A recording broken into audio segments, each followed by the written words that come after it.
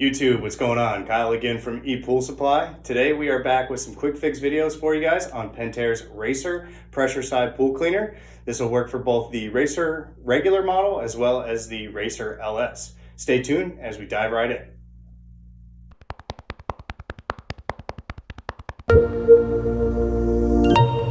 Alright guys, and we're back. So again, today we got a quick fix video for you guys on Pentair's Racer Pressure Side Pool Cleaner.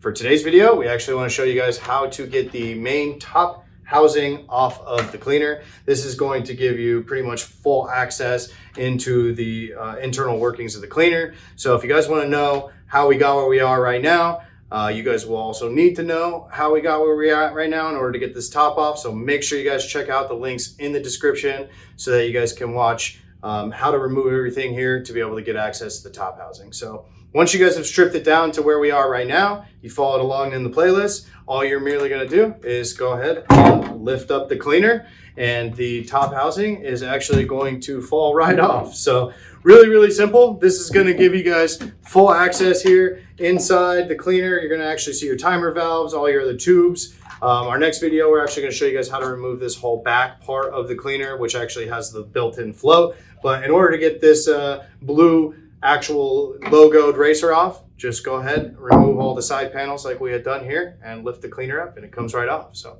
really appreciate you guys watching. Make sure you guys hit that subscribe button. Kyle with ePoolSupply. We'll see you next time.